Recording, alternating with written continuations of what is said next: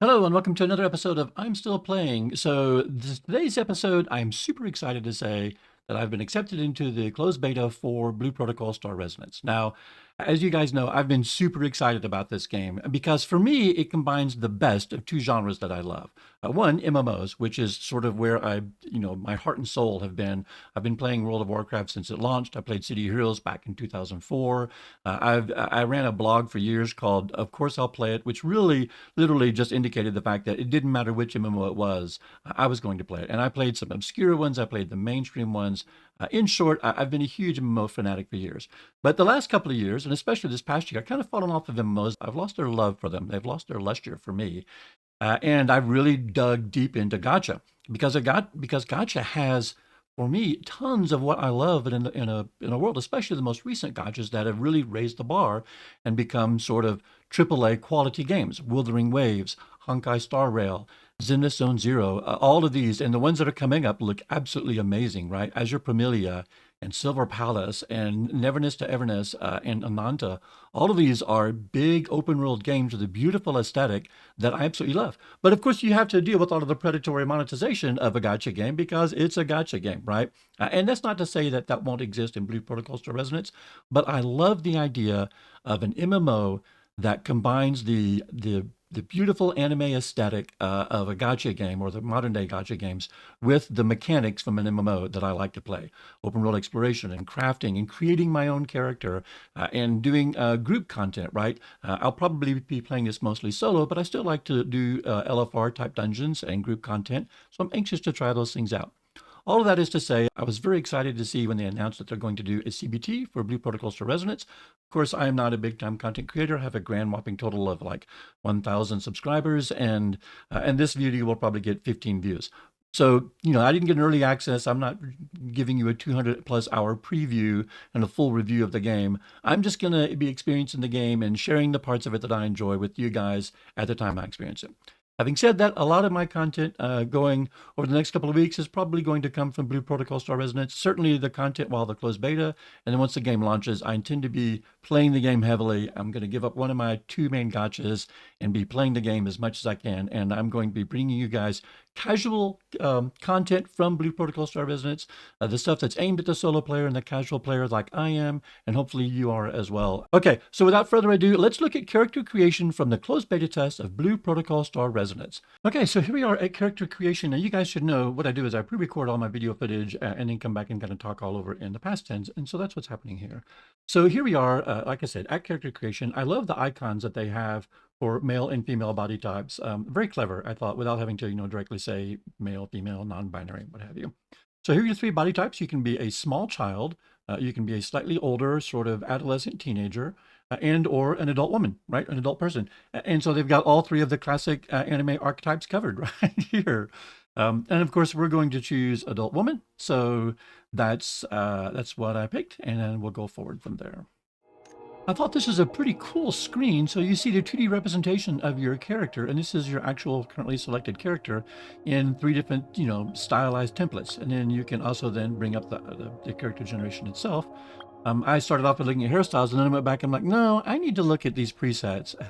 And then, of course, at that point, absolutely nothing would do but for me to visit each and every preset. And I want to say the presets are really good. I mean, there are some great looking characters here that you could just, go right out of the box with. And they've got a lot of sort of classic anime archetypes covered. I didn't see any girls with cat ears, but I'm sure that's something that could happen later in the game. I don't know. It appears that you are only allowed to create human archetypes at this point in the game, or as far as I can tell. But like I said, these look absolutely amazing, really. I love the way that the hair responds.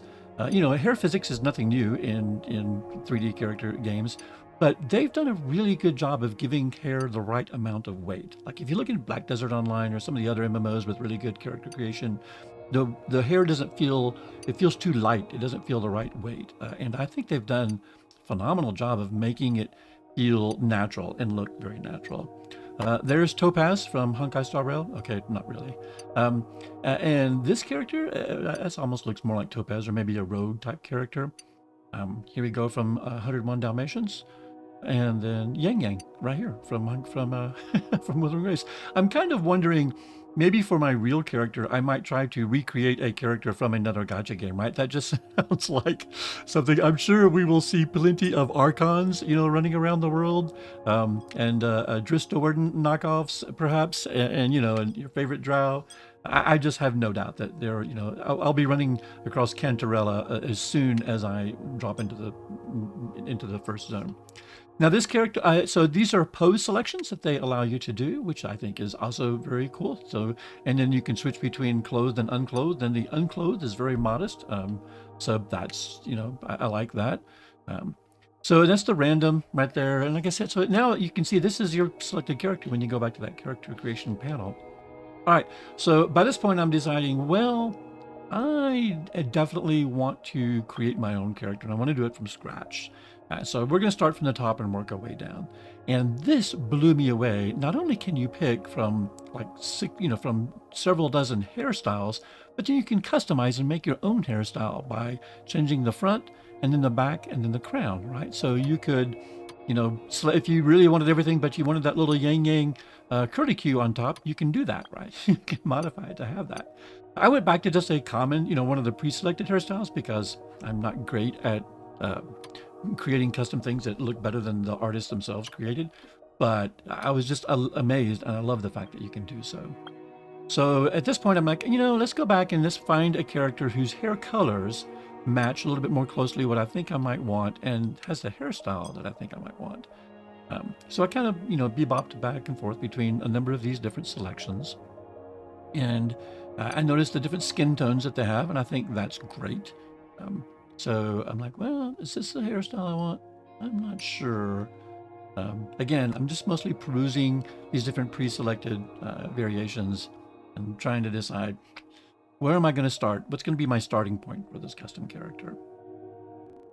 And then even having pre-selected it, I'm like, well, I still want to look at some different hairstyles, and I want to play around now. And this is where I learned about how their coloring scheme work and how their gradients work, or how you can color the hair. So you modify the tint and then the saturation to kind of play around with what you want. But then you can go to gradient, and a gradient has multiple choices, right? So you can kind of define how the gradient falls across the hair, so you can get a classic anime look.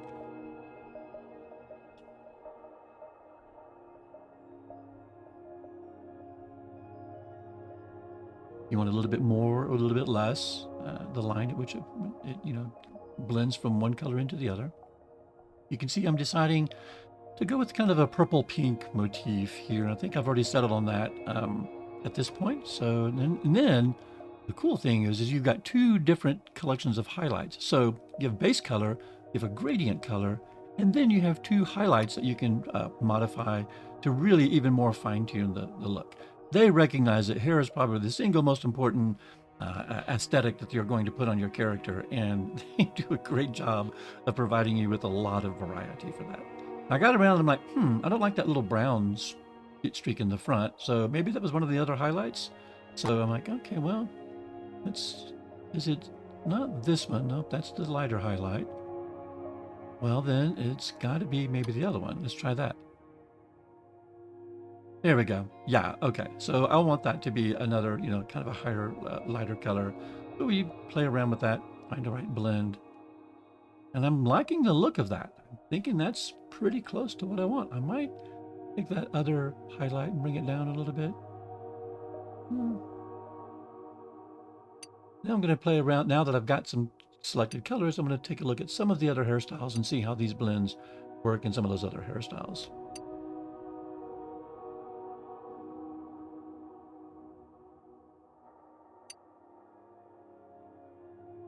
And again, I think I selected this hairstyle because I just enjoyed how much the weight works on that hairstyle.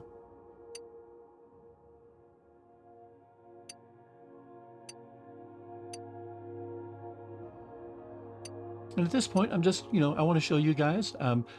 This is the sort of classic thing you could definitely, with these pigtails and different hairstyles, there's a lot of opportunity to create your favorite anime character in this game, and that's going to happen. even with just using the preset hairstyles. So yeah, here's my favorite. This is what I'm going with. Love this.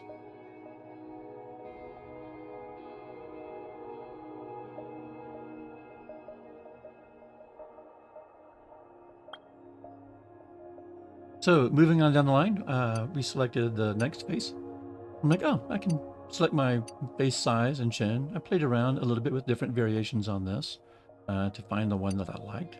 Ultimately,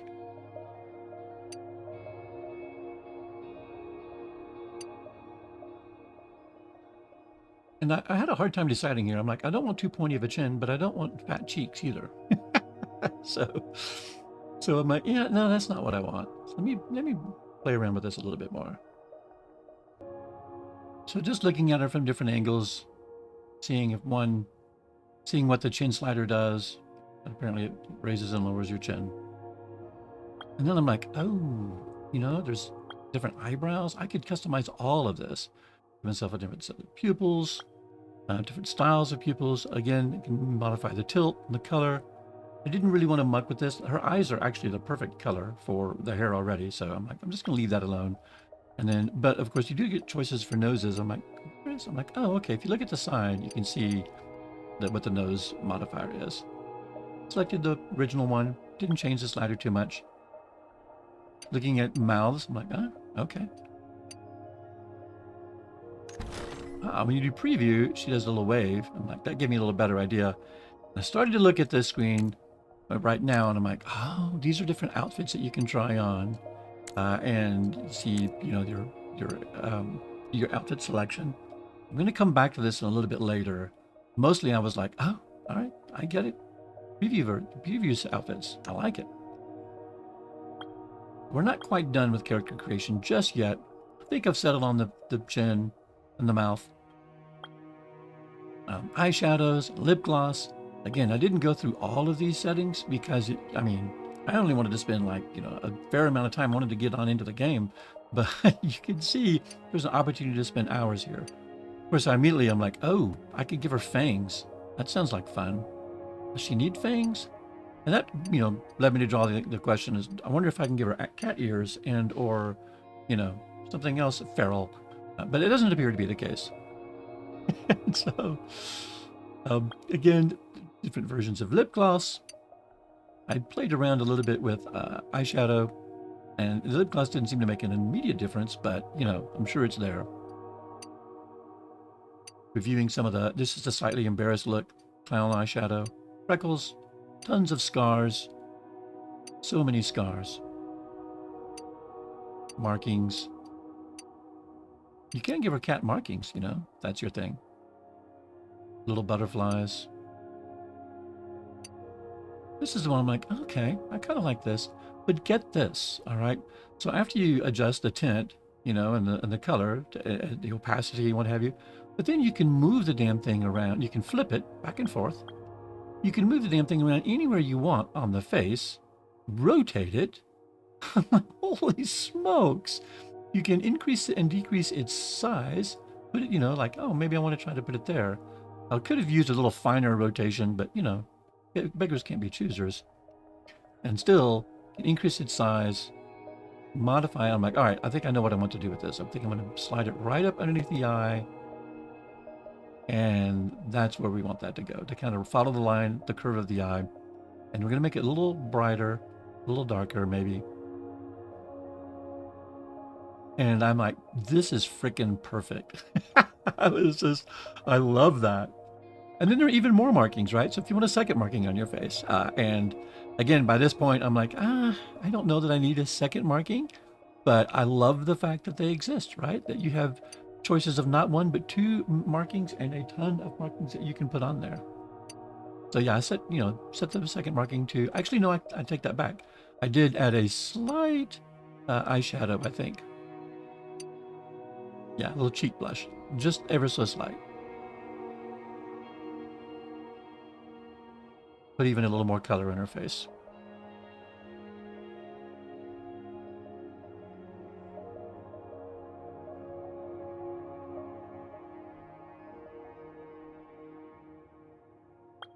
Okay, so look, and now we've got actual. Now, here's if you wanted to give her, great big giant boobs or thin waist. But like I said, I trust the artists to really provide the the best uh, ratio, the best body ratios for the character. So I didn't touch these settings, but you can make something hideous or something awesome. I'm sure. I did play around with tones a little bit, just to kind of see if I wanted to do something a little bit, darker skinned, darker complected than what the standard was. But honestly, overall, I'm pretty happy with this character look already. So with all of the outfits pre-selections, I decided, I need to show all of the outfits. So um, I'm like, let's just go one by one and pick the whole outfit. And I'm like, all right, well, the second outfit they give you is the lingerie outfit. And why not, really? And they know their audience. But this is the part that really kind of amazed me. I'm like, oh, I can dye individual aspects of this outfit to match my color theme. And I'm like, oh, guys, I am so freaking sunk here. Because now that I know that not only can you select different colors, but then you can dye them to match your color scheme. And I'm like, okay, well, nothing will do. And there are 5 different sub palettes for this particular dye. So this outfit has 5 different components, each one that you can specify a different highlight and a different low light. So I'm just going to like, all right, well, let's make each one pink. Let's go to that. And let's set that color to be where I want it and go to 5. Okay, that's what that is coloring. So let's set that to the pinkish purple. Again, modify the tone a little bit. Make it lighter. Yep. Match the other area. And I'm pretty satisfied with how that looks. I mean, that's a great looking outfit. And of course, they allow you to mix and match. I wanted to verify, like if I went back to that outfit, I selected something else that hadn't been dyed yet. And then I went back to that outfit. Yeah, okay, it remembers my dye settings while I'm looking through the preview. That's pretty cool.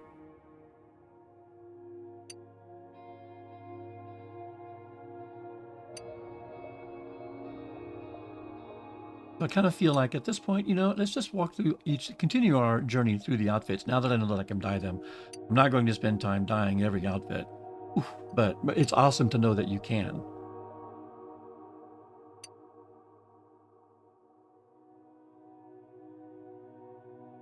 And for them to give you this much preview selection just shows you where they're going to be monetizing. They're going to be monetizing on these outfits. I feel fairly certain.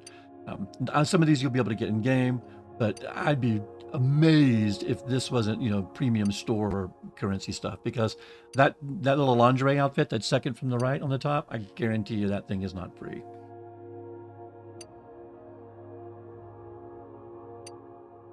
Yes, snowman, moonset.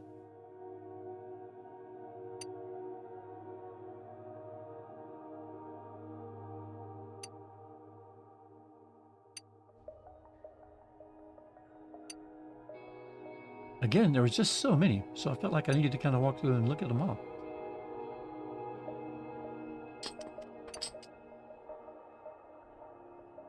Cute, right? Night Shard. I don't know what to make of that, but I mean, definitely know people to get it. And I thought this was hot. I love this sort of feral druid outfit. Swapping between gives you a little emote, which is fun. And then I was like, oh, okay, so this is where you can just mix and match and pick different tops and different bottoms. So now I'm like, all right, well, let's see what we can do here. So just looking at, I'm like, okay, well, let's go for the shortest. There you go, right? And let's look at a couple other varieties. All right, so I could put that bottom with that top, or the maid bottom with the corset top. That's the top that obviously goes with that bottom. But you could put a bathing suit top with it if you so desire. And then, might as well pick some gloves. It's clear that these different pieces have different rarities associated with them. So the gold background and the purple background, I'm guessing, corresponds to like legendary versus epic you know, rarity in terms of their value or their cost or what they're going to cost you on the store. So now I'm thinking, all right, I like these shoes and these gloves, and I've got this top. Now let's just go ahead and just see if we can dye it and see how it looks.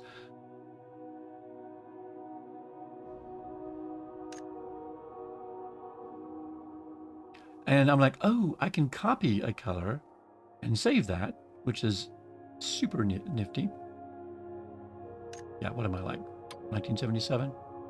Now we're just going to paste that in, right? For the second color.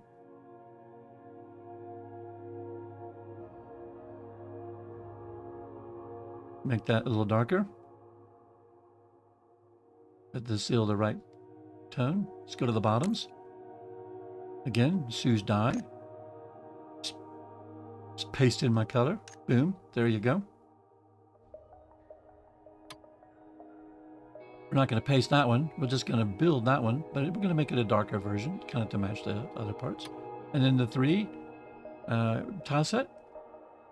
Bring that over. And the right tone. Yep. I like that these outfits, that also this demo version allows you to kind of see what can and can't be dyed. So for instance, I'm going to make these gloves, you know, change the color sets for these various pieces of the gloves.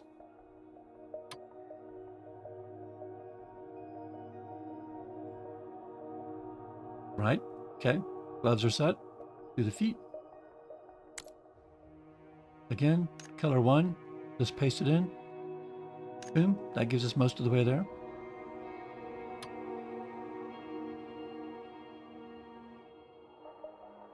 Darker second color in the palette. And slightly better third color in the palette. Again, going with the pink and the purple. And adjust that. Make it a little lighter. Okay. Now, this is looking like a great character. I love this outfit, right? But you can see there are parts of the shoes and parts of the gloves that are not dyeable. And I suspect it'll be the case in all of the various outfits. So there will be some parts that you can and can't dye. Now, and then I'm like, holy crap. Now there are face accessories and things that I can get. So I'm like, I am so completely effing sunk here because, you know, well, now you have to try all of the various, you know, cool glasses and pets and other things. So I'm not even sure at this point if these are, if I'm still just previewing or if this is something that's going to stick on my character after I leave. So I'm like, well, let's just continue to see if there's a facial accessory that we like. But again, for myself and for you guys, I'm just kind of piecing through them to see how they turn out. I decided some half glasses might work.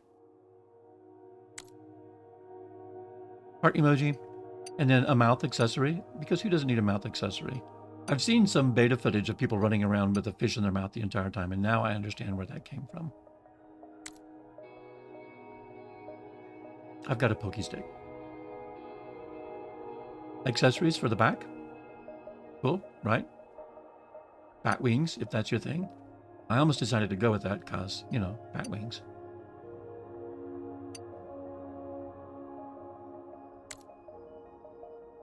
Earrings.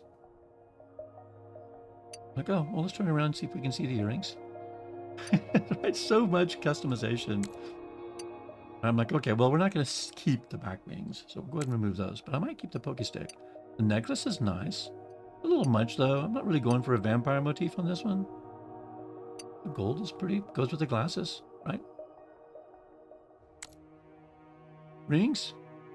So she's wearing fingerless gloves. I don't think rings really go with that. So I just looked at a couple of inches and decided no. Now I'm like, all right, well, let's look at hats and just some funny ones, right? Various helmets, faces. That's Bunny from First Descendant. Farming hat. So yeah, I didn't really care for any of those super much, but I can, like I said, I love that they exist. There's the fish. Like, yeah, why wouldn't you want to run around with a fish in your mouth all the time, or a rose? I removed my mouth accessory. So at this point, I'm wondering, is this something I can keep? I wish I had been able to export from this point, but I wasn't. But I'm super happy with the look of this character. And then I'm, stepping through. Like, oh, but if this is something I'm going to keep, I thought the halter top, the bathing suit top, was a little skimpy for just running around the open world. So I want something that's attractive but not slutty. And I don't know that the bathing suit was really slutty, but I mean, not like the corset isn't. And I gave serious consideration to the corset too. So there you go. In the end, I thought, I'm like, okay, I like the sport top and it kind of goes with the sporty bottoms. And you know what? I can frickin' dye that sucker to match the rest of my outfit. So let's just do that. Paste in our favorite color. Looked a little bit red, but I think that was probably the red highlights, but I brought it down just a little bit so it wasn't quite so bright pink purple. And, make the highlight match the rest of the outfit. Not much modification to do there. There we go. And now our outfit is freaking killing it. All right, so I'm like, well, I don't know if this is going to save or not, but either way, this is fantastic looking. Let's save this and we'll head on back to character creation.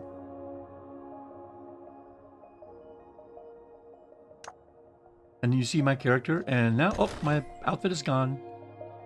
And the preview is gone. And all of the stuff that I looked at is gone, right? None of my saved dye sets or anything that I had done other dyeing. So that is, just so you guys know, that is preview only. And you can spend as much time previewing and dyeing and trying out different outfits. But the long and the short of it is you are just previewing here. You're not saving, as near as I can tell, in any way, shape, or form. All right, well, we're pretty close to, I think, being done with our character. So let's click on confirm. And now we're time for selecting a class.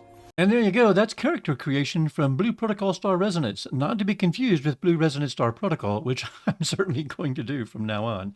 But in any event, it looks really robust. I am super impressed with the amount of customization options that they provide for you and how darn good the characters look by the time that you're done.